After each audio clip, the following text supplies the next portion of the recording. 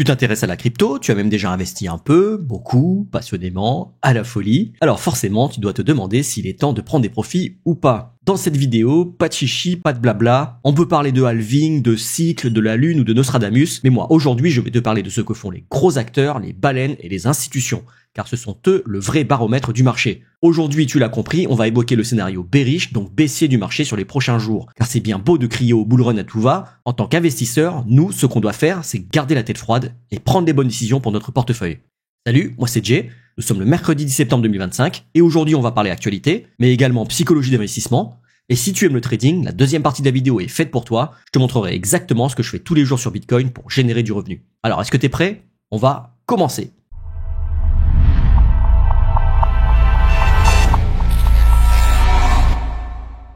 Petit disclaimer quand même, rien dans cette vidéo ne constitue un conseil financier, c'est juste du contenu éducatif destiné à te donner la température et les tendances du marché crypto, les bases du trading, et si ce type de contenu t'intéresse et que tu veux en avoir plus, alors dis-le moi en commentaire, lâche un like, abonne-toi à la chaîne et active les notifications. Et on commence tout de suite avec le Crypto Fear and Greed Index, qui je te le rappelle mesure la peur et la cupidité du marché. Et aujourd'hui nous sommes à 43 dans la neutralité, quasiment dans la peur, nous étions dans la peur là il y a quelques jours, alors que le Bitcoin est au-dessus des 110 000 $. C'est incroyable de voir à quel point la confiance du marché reste faible alors que le Bitcoin lui reste fort. Alors petit rappel pour les nouveaux sur la chaîne, cet indice-là, c'est un indice qui est super puissant. Si tu veux être sûr d'acheter au bon moment et de revendre au bon moment, il faut que tu achètes dans l'extrême peur et que tu revendes dans l'extrême cupidité. Si tu suis cette règle-là, tu es sûr et certain de ne pas être dans le faux. Là par exemple, la dernière fois qu'on était dans l'extrême peur, le Bitcoin était descendu à 74 000 $. Ici, l'extrême cupidité, c'était juste après les élections américaines, au mois de novembre-décembre, et le Bitcoin avait touché pour la première fois les 100 000 $. C'était un bon moment pour prendre du profit. Imagine si tu avais un Bitcoin ici et que tu le revends à 100 000 $, donc tu aurais 100 000 $, tu rachètes ici à 74 000,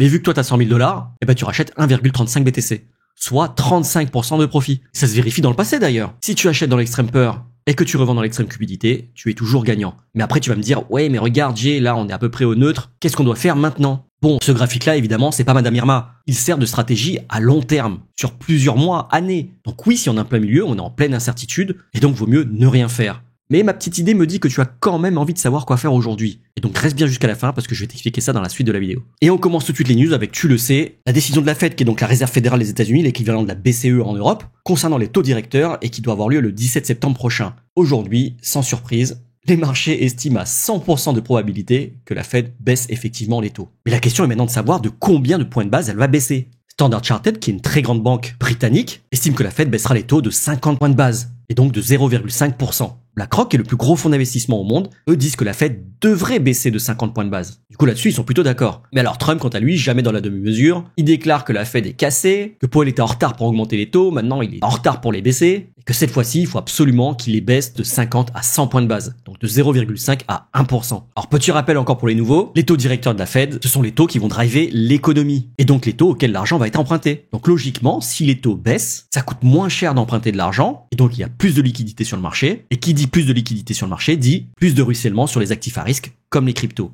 D'ailleurs, ça se voit parfaitement sur ce graphique. Ce graphique, c'est d'ailleurs un petit cheat code, puisqu'il nous permet un petit peu de voir l'avenir. En effet, si on regarde bien, on a l'or en rouge, le Dixie, donc c'est le dollar, mais inversé, et la Global M2, c'est toute la liquidité mondiale. Donc ces trois courbes sont très corrélées, et le Bitcoin, lui, il y est corrélé également, mais avec un décalage de 82 jours. Pourquoi? Tout simplement parce que c'est un actif à risque, et donc que la liquidité met plus de temps à couler vers lui. À peu près 3 mois, 82 jours. Et donc qu'est-ce qu'on voit à droite? Qu'est-ce qu'on fait les trois autres courbes? Elles ont continué de monter, et donc ça suggère que le Bitcoin continuerait de monter également. Dans une précédente vidéo, je vous avais dit attention, il y a un double top, là, une sorte de M qui se forme, mais finalement, la liquidité mondiale a continué de monter. Et avec les taux directeurs qui vont baisser, évidemment, elle continuera encore de monter. Sur le long terme, évidemment. À court terme, c'est possible également qu'il y ait une correction, et c'est ce que je vais te montrer tout à l'heure. En parallèle à ça, on a eu des demandes d'ETF pour SEI, Chainlink, mais on a aussi la SEC qui a repoussé sa prise de décision sur l'approbation des ETF Spot, Dogecoin et HBAR. Et donc la décision finale devrait arriver 12 novembre. Attention, n'oubliez pas, en octobre, on aura aussi la SEC qui va arbitrer sur les ETF Ripple, Solana et Cardano. Et c'est là qu'il faudra garder la tête froide, parce que s'il y a une approbation, les prix risquent d'exploser. Et c'est là que tout le monde va se dire « Ah, ça y est, maintenant la crypto est adoptée complètement, ils ont même adopté des meme coins. Les institutionnels ont adopté des meme coins. On va plus jamais redescendre, on va plus connaître de bear market, les institutions vont jamais laisser le prix retomber, on est parti to the moon. » Eh ben non, c'est là que tu te trompes, car c'est exactement cette phase d'euphorie dont on a besoin pour terminer le cycle. Car ne nous voilons pas la face, nous sommes en fin de cycle. Et qu'est-ce qui se passe en fin de cycle? En fin de cycle, les gros acteurs commencent à sortir du marché. Vous voyez tous ces gros points là? Ce sont les tailles des positions. Et donc là, c'est sur le prix du Bitcoin. Et tu vois, les gros acteurs ont fini de jouer. Plus le temps passe, plus les positions sont petites. Et donc là, maintenant, qu'est-ce qu'on a? Des positions du retail, du grand public. Les grands acteurs, eux, ont déjà pris leur profit. Si t'as pas bien compris, je te le montre sur un autre graphique qui nous dit ici que les baleines ont vendu sur le dernier mois 115 000 bitcoins, soit l'équivalent de 12,7 milliards de dollars. C'est le plus gros délestage qu'il y ait eu depuis mi-2022. Et donc c'est un signal clair d'aversion au risque parmi les gros investisseurs. Et ça se passe toujours comme ça. Les baleines se positionnent avant les hausses et sortent du marché avant les baisses. Ils ont toujours un train d'avance. Alors attention, ça veut pas dire que le marché ne peut pas continuer à monter à partir de maintenant. Les baleines savent pertinemment que personne n'arrive à sniper le bottom du marché et personne non plus n'arrive à sniper le top du marché. Donc, ils rentrent en avance et ils sortent en avance. Et du coup, comment on doit l'interpréter ça? Eh ben, de manière rationnelle. Il faut garder la tête sur les épaules. Il faut accepter que nous non plus, nous ne sommes pas parfaits et que nous ne saurons pas, si les grosses baleines n'y arrivent pas non plus, nous ne saurons pas timer exactement le marché. Fin juillet, début août, quand le Bitcoin avait retouché les 120 000, 124 000 dollars, c'était un bon moment pour prendre des profits. Aujourd'hui, c'est toujours un bon moment pour prendre des profits. Le Bitcoin est à 111 000 dollars. Ethereum est encore à 4 300 dollars. Je te rappelle qu'il y a quelques mois, elle était descendue à 1 400 dollars. Prendre des profits maintenant, ce n'est pas déconnant. D'ailleurs, regarde les ETF Ethereum depuis le 29 août.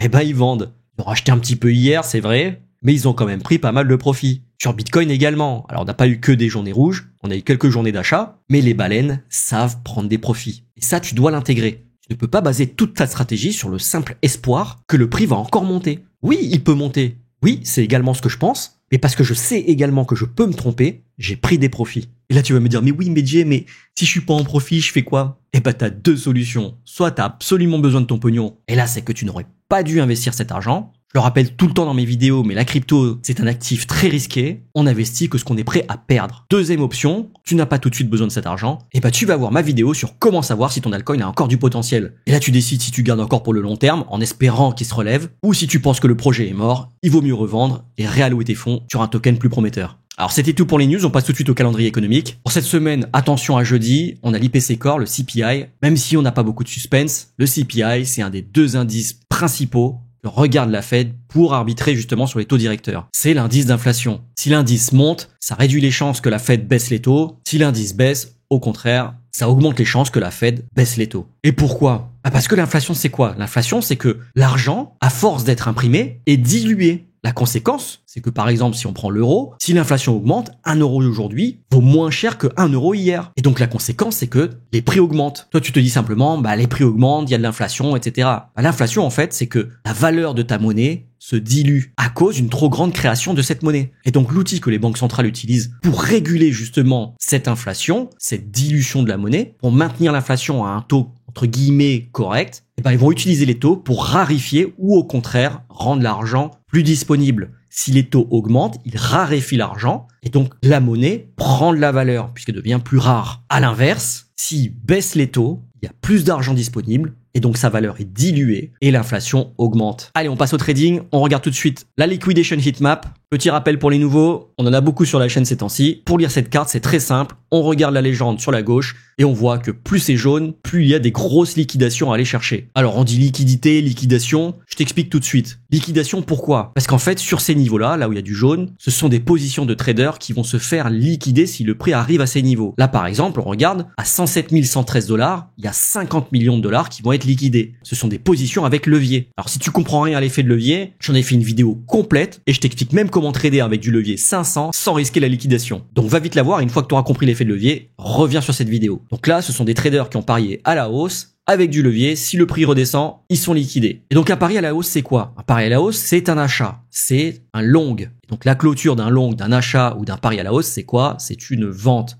Vente, un short ou un pari à la baisse. Et donc qu'est-ce qui peut se passer si le prix arrive dans ces niveaux-là? Il peut se produire un phénomène qu'on appelle une cascade de liquidation. Pourquoi? Parce que dès que ça touche les niveaux, ça va clôturer la position et donc ça va vendre le marché. Du coup, la vente fait baisser le prix descend dans la poche d'en dessous. La poche d'en dessous, il y a encore d'autres ordres qui vont se faire liquider et donc d'autres ventes qui vont se faire déclencher, et ainsi de suite. Et c'est ce qu'on appelle une cascade de liquidation. Quand c'est une cascade de liquidation à la hausse, on a passé un short squeeze. Quand c'est à la baisse, bon, ce sont des liquidations longues. Et alors pourquoi on dit que ce sont des liquidités? Comme tu le vois, il y a des montants qui sont juste en face, 51 millions, 51,56. Et en fait, les baleines, les market makers, voient également ces niveaux. Et eux, ils vont faire bouger le prix pour pouvoir justement atteindre ces poches-là. Pourquoi? Parce que eux, ils ont énormément de liquidités à faire passer. Imaginons qu'ils ont 100 millions de dollars pour acheter du Bitcoin. S'ils commencent à acheter ici à 111 000 et qu'ils en achètent pour l'équivalent de 100 millions de dollars, qu'est-ce que ça aura comme effet? Ça va faire monter le prix parce que là, il n'y a pas de liquidité.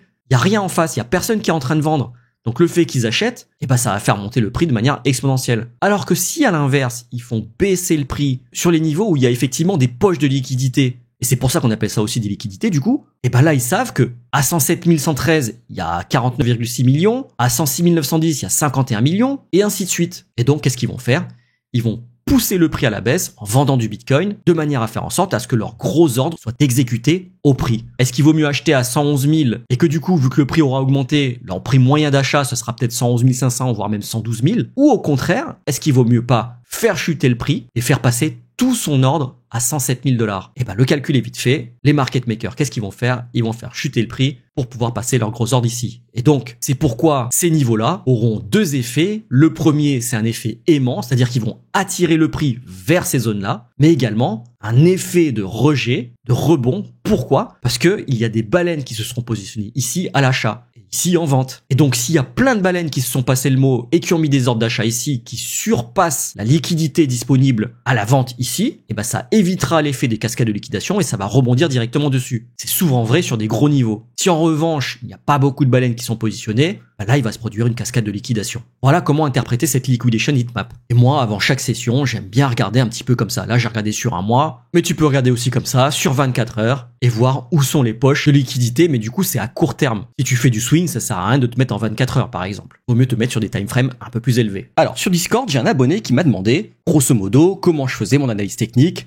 quels critères je regardais, quels indicateurs je suivais pour prendre des positions, pour ouvrir un trade. Donc c'est ce que je vais te montrer aujourd'hui, pas à pas. Alors on part d'un graphique vierge. D'abord je me mets en monthly. Donc chaque bougie représente un mois. Ensuite je vais sélectionner l'outil rayon horizontal et je vais identifier mes différents niveaux. Là où le prix a clôturé. Une fois que je l'ai placé, je clique droit dessus, je choisis en template et là je mets le monthly. Si tu veux te créer tes propres templates, c'est pas compliqué. Soit tu fais clic droit settings, soit tu double-cliques dessus. Tu paramètres ton style, la couleur que tu veux, le texte que tu veux et ensuite tu vas dans template, tu mets save as et tu vois, moi j'ai le monthly, le weekly et le daily. Et donc je mets les niveaux que là où on fait un top ou un bottom.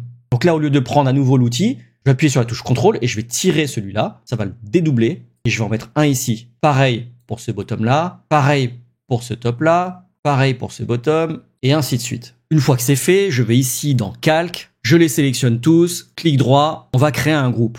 Et ce groupe, je vais l'appeler monthly level. Une fois que c'est fait, je masque le groupe, je passe en weekly et je recommence. Et cette fois-ci, j'applique mon template weekly. Alors, pas besoin d'aller trop loin en arrière, tu vois. Je m'arrête ici et pareil, je sélectionne tous mes rayons et je crée un groupe que j'appelle weekly level. Ensuite, je les masque et je recommence cette fois-ci en daily. J'applique le template daily. Et pareil, tu vois, je vais pas trop en arrière non plus. Pas trop d'intérêt, sauf si effectivement le prix redescend assez pour qu'on vienne retester ici. Et là, à ce moment-là, je tracerai les niveaux qui sont là. Et pour l'instant, c'est déjà bien suffisant. Regarde, si j'affiche tout, ça nous fait pas mal de lignes à suivre. Et là, tu vas dire, ouais, c'est un petit peu le bordel quand même. Comment tu t'y retrouves?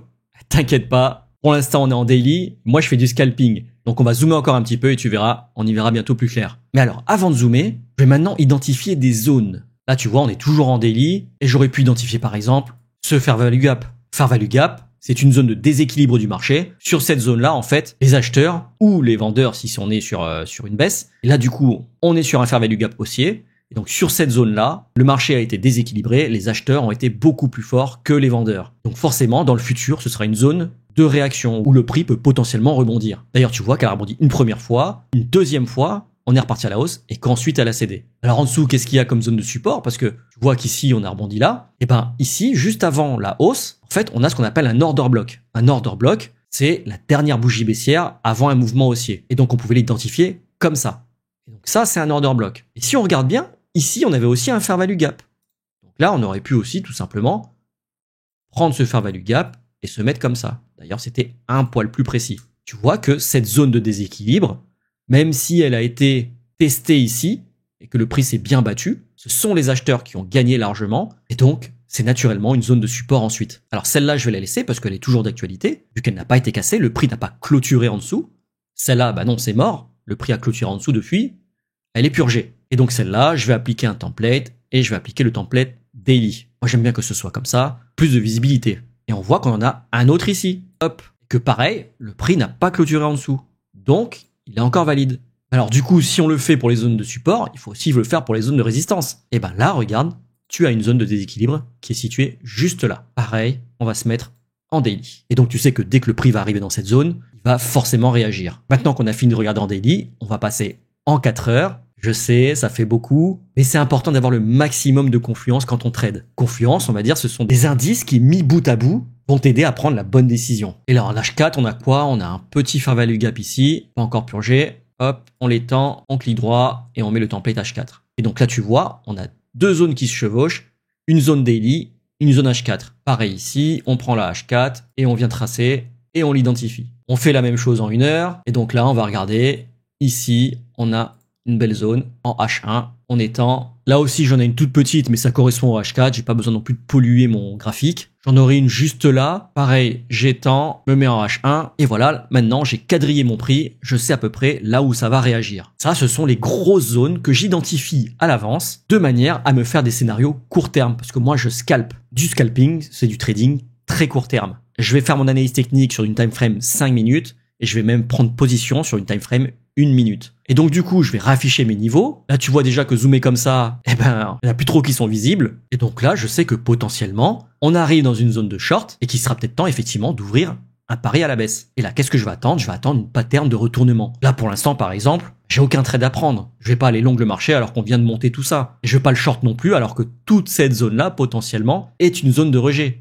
Et qu'en plus, on a un support daily juste au-dessus. Donc ça se trouve, on va venir manger toute la liquidité qu'il y a sur ce fair value gap là, qu'on va venir tester le support daily pour redescendre. Moi, je prends pas de position à sec comme ça, je me dis pas, tiens, là c'est bon, je suis sûr, ça va retracer ici, donc genre je mets mon entrée là, avec mon stop loss, je sais pas, au petit bonheur la chance, au-dessus de ce haut là, bon, et avec ma position comme ça. Ça déjà, quasiment pour moi, c'est un swing, c'est beaucoup trop long, moi je vais attendre vraiment, pour maximiser les chances d'entrée, je vais attendre une pattern de retournement sur du court terme. Et donc, qu'est-ce que c'est? Et ben là, par exemple, tu vois que sur du court terme, fait des plus hauts de plus en plus bas et des plus bas de plus en plus bas également. Selon la théorie de Dow, c'est une tendance baissière. À partir de là, c'est cassé parce qu'on commence à faire des plus hauts de plus en plus hauts et des plus bas également de plus en plus hauts. Et ben là, c'est pareil. On était en train de faire des plus hauts de plus en plus hauts, des plus bas de plus en plus hauts également. Et si à un moment donné, je fais un plus haut qui est plus haut que celui-là, avec un plus bas qui est plus bas que le plus bas précédent, et là, un plus haut qui est plus bas que ce haut-là, à ce moment-là, je vais zoomer en M1 et je vais essayer de prendre position ici. Pourquoi? Parce que je serai sur une belle zone de short, une belle zone de réaction, et que du coup, en attendant que la tendance haussière soit cassée et qu'on soit sur une belle zone de rejet, je maximise les chances de réussite de mon trade. À l'inverse, on a pas mal de niveaux qui sont ici. Si le prix redescend comme ça, c'est ici que je vais chercher à longue, c'est-à-dire à parier à la hausse sur le marché. Et c'est pourquoi, en fait, des opportunités de trade, on en a tous les jours. Quand on arrive sur une zone de résistance, on short le marché. Quand on arrive sur une zone de support, on longue le marché. Tous les mecs qui disent « ouais, non, moi je trade pas parce qu'on est sur une zone de résistance », ça c'est les gens qui savent que longue le marché, c'est-à-dire parier à la hausse. Sauf que moi, dans toutes mes vidéos, je te l'explique, tu peux également gagner de l'argent quand le prix chute. Et souvent, les chutes sont plus violentes que les hausses, donc il y a encore plus d'argent à se faire. Et une petite dédicace à Marky quand même, parce que c'est lui qui m'a appris à bien identifier les zones comme ça. Et ça me sert énormément dans mon trading quotidien. Donc, merci Marky. Donc là, tu vois, le graphique est complet. On a bien identifié nos zones. Mais là, en l'occurrence, comme je le disais dans la précédente vidéo, vu qu'on a un gros événement le 17 septembre, que selon moi, il est déjà pricé, c'est-à-dire que la baisse des taux a déjà été plus ou moins intégrée dans le prix, parce que ça fait un moment qu'on s'attend à ce que la Fed baisse les taux. Moi, je m'attends plutôt à un petit effet de sell the news avant de repartir à la hausse. Et donc, pourquoi pas venir prendre la liquidité qui est ici, qui est juste là, avant de repartir effectivement à la hausse comme ça. Voire même peut-être prendre la liquidité qui est là pour repartir là. C'est une éventualité. Et ça, effectivement, c'est sur du long terme. Est-ce que je pense que le bull run est terminé? Clairement, non. Moi, j'ai beaucoup de mal à imaginer que le bull run se termine alors qu'on n'a même pas eu de phase d'extrême cupidité. Et généralement, ce sont les signes d'une grosse bulle à ce moment-là. Donc je m'attends à une dernière petite frayeur qui nous ferait passer dans la peur, là, peut-être pas dans l'extrême peur, mais au moins dans la peur, avant de repartir dans la cupidité, et je l'espère dans l'extrême cupidité, pour effectivement marquer la fin de ce cycle et repartir sur un petit bear market. Alors en termes de temporalité, beaucoup disent que selon la cyclicité, le Bitcoin devrait atteindre son top aux alentours du mois d'octobre. Mois d'octobre, c'est dans 3 semaines. Ça fait très court pour le temps qui nous reste. Mais si on regarde bien, le Bitcoin, lui, il avait fait son top en 2021, le 10 novembre. Alors que l'Ethereum, lui, c'était plutôt mi-décembre. Donc, un mois après. C'est possible qu'effectivement, le Bitcoin, lui, fasse son top aux alentours de mi-octobre, alors que l'Ethereum et les altcoins, eux, pourraient pousser un petit peu sur novembre, voire peut-être décembre. Ça nous laisserait le temps d'avoir une petite phase d'euphorie et donc de faire du profit. Ouf! Allez, c'était tout pour aujourd'hui. J'espère que cette vidéo t'a plu. Si c'est le cas, dis-le moi en commentaire, lâche un like et abonne-toi à la chaîne pour ne pas rater les prochaines vidéos. Allez, cheers!